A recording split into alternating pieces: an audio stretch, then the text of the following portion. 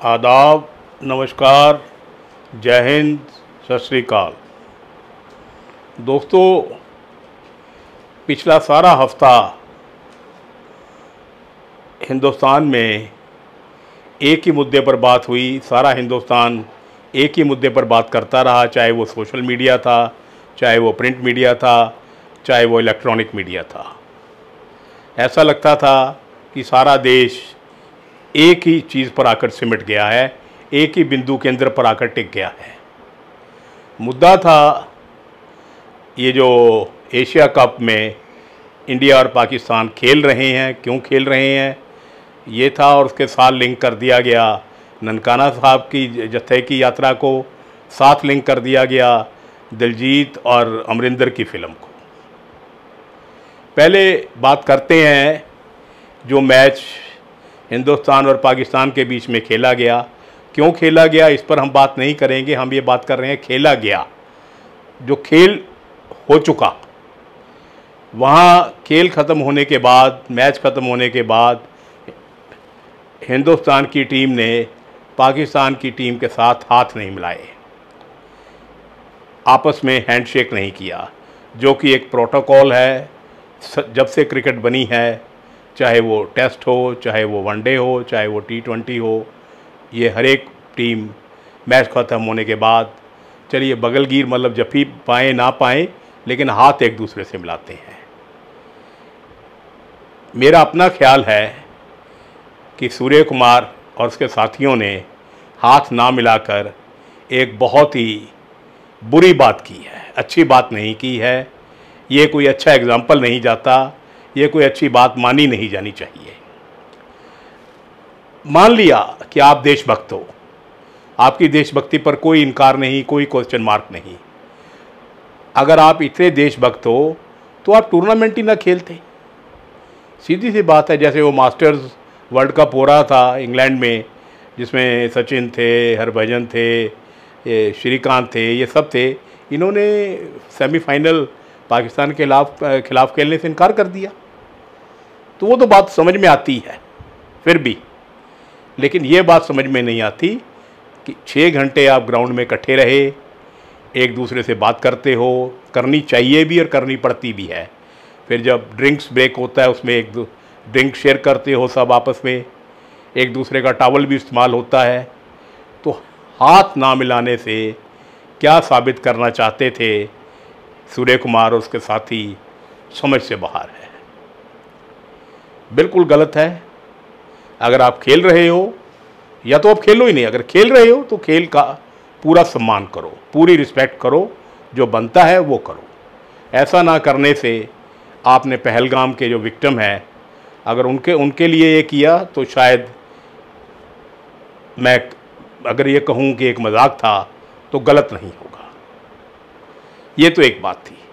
अब इसके साथ जोड़ दिया जाता है जो मैच वहाँ हुआ कि भी पहले बात कर लेते हैं दिलजीत की फ़िल्म सरदार जी 3 में, और अमरिंदर गिल की चल मेरा पुत 4 भी। वो उनमें पाकिस्तानी हीरोइन और कॉमेडियन थे दोनों में, तो इसलिए वो फ़िल्म कहा जाता है कि हिंदुस्तान की सरकार ने हिंदुस्तान में उसको रिलीज़ करने की इजाज़त नहीं दी। इस बात पे भी मैं सहमत नहीं हूँ। बहुत गलत प्रचार हो रहा है, ये हाईली नेगेटिव बात हो रही है, जिसमें कोई दमखम नहीं है। कोई शक नहीं ये दोनों फिल्में पहलगाम अटैक से पहले बनी, कोई शक नहीं, और उनको रिलीज़ होना भी चाहिए था, मैं भी ये कहता हूँ। लेकिन रिलीज़ क्यों नहीं की, ये बिल्कुल सही बात है।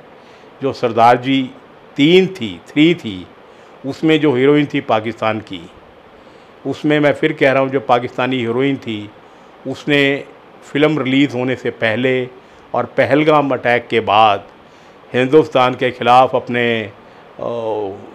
इंस्टा क्या कहते हैं मेरे को नहीं ज़्यादा पता, उस पर हिंदुस्तान के ख़िलाफ़ बहुत बोला। पहलगाम हमले को उसने जायज़ ठहराया, और हिंदुस्तान ने जो 25 मिनट में पाकिस्तान को घुटनों के बल ला खड़ा कर दिया था, बिठा दिया था, उसके ख़िलाफ़ भी वो बहुत बोली। ये कारण था जिसकी वजह से वो फ़िल्म रिलीज़ नहीं की गई। अब अमरिंदर की फ़िल्म की बात कर लें, उसमें जो कॉमेडियन थे, एक मोटे थे थोड़ी सी मेरी तरह, एक पतले थे, जो मैं नाम नहीं मेरे को पता उनका, क्योंकि पंजाबी फिल्में मैं कम देख पाता हूँ।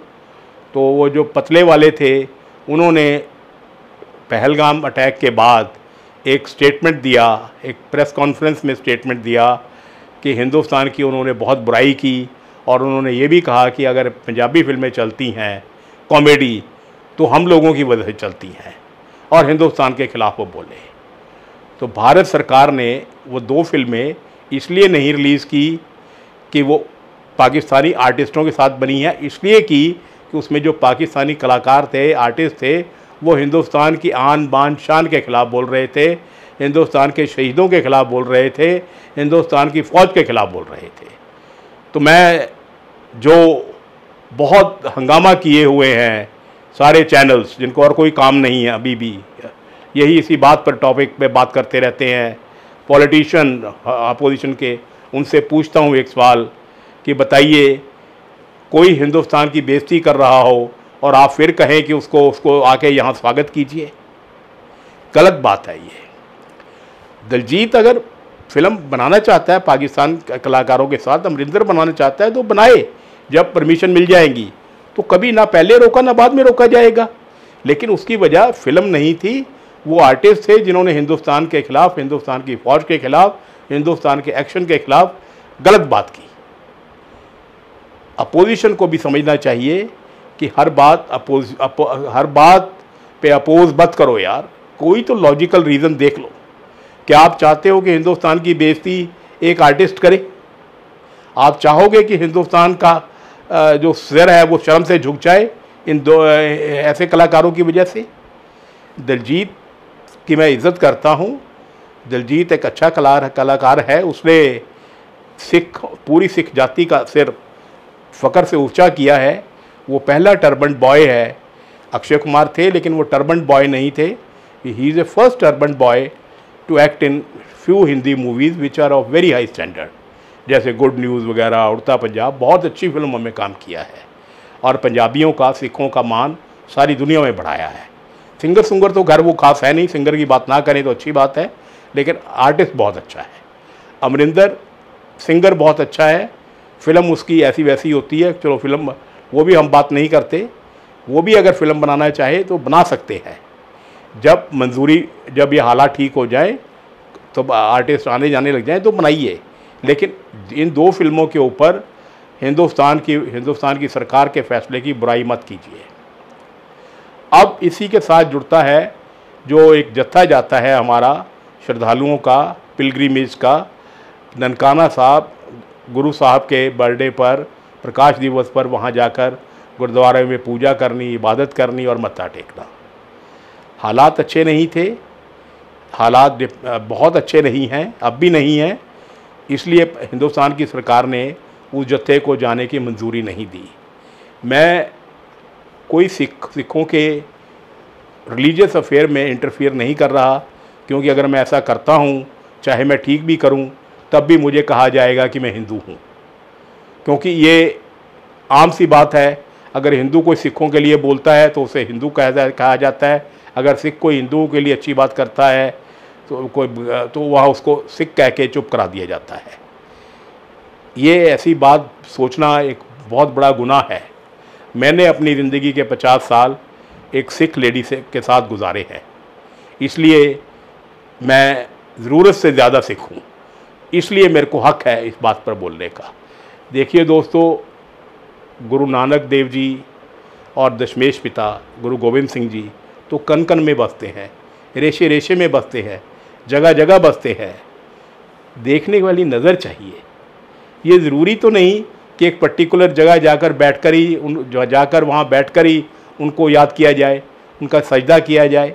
मैं ये नहीं कहता कि ना जाओ, जाना चाहिए। अगर आपकी अकीदत है, अगर आप मानते हो, ज़रूर जाइए, लेकिन हालात ठीक हो। हालात ठीक नहीं है। मैच जो हो रहा है, जिसके लिए ये सब कह रहे हैं, दर्शन औलख वगैरह ये सब बोल रहे हैं जिसके लिए, और काफ़ी कांग्रेस बहुत बोल रही है, अकाली दल बहुत बोल रहा है, एसजीपीसी बोल रही है, कि जो मैच हो रहा है वो दुबई में हो रहा है, यूएई में हो रहा है। वहाँ पर हिंदुस्तान की टीम की हिफाजत, जानो माल की हिफाजत यूएई सरकार की है। क्या अगर जत्था वहाँ जाए, पाकिस्तान सरकार जुम्मा लेगी उनकी जान और माल का? सबसे बड़ा सवाल। चलिए जुम्मा ले भी, वो रिस्पॉन्सिबिलिटी ओन कर ले, तो क्या हम उन पर विश्वास करेंगे? क्या पाकिस्तान के ऊपर विश्वास किया जा सकता है? खुदा ना खास्ता जत्था वहाँ जाए, रिस्पॉन्सिबिलिटी भी ले ले, कोई मिसहैप हो जाए, कोई तीर्थ यात्री का नुकसान हो जाए, मारा जाए, तो कौन जिम्मेवार होगा? अपोजिशन तो खून का प्यासा हो जाएगा, सारे मुल्क में फसाद हो जाएंगे, सारे मुल्क में दंगे हो जाएंगे। तब ये बात उठेगी भी सरकार ने क्यों भेज दिया। सरकार कोई भी हो, किसी भी पार्टी की हो, उसका पहला फ़र्ज़ बनता है अपने नागरिकों की रक्षा। ये मौके तो फिर भी आते रहेंगे यार। गुरु साहब का प्रकाश उत्सव तो अगले साल आएगा, फिर आएगा।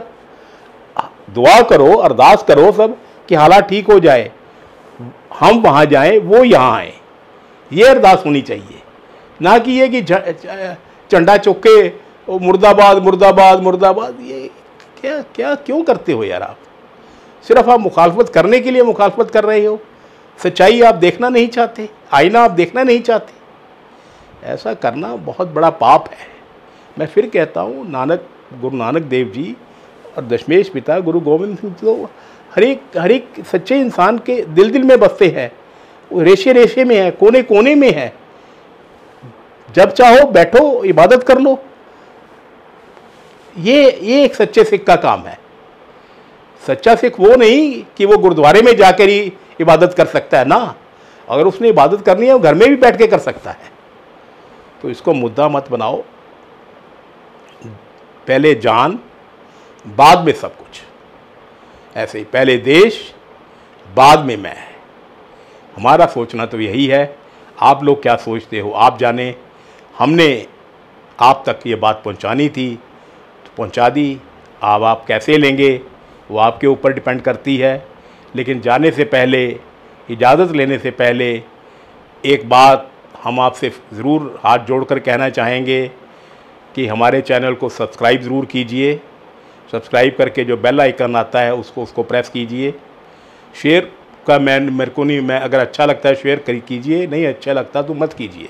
मैं नहीं कहता शेयर कीजिए, लेकिन सब्सक्राइब ज़रूर कीजिए, क्योंकि अगर हम चले गए, हम ऑफ द एयर हो गए, तो आप लोगों को सच कोई नहीं बताएगा। सच को ज़िंदा रखने के लिए इस सच को ज़िंदा रखिए। खुदा हाफिज़।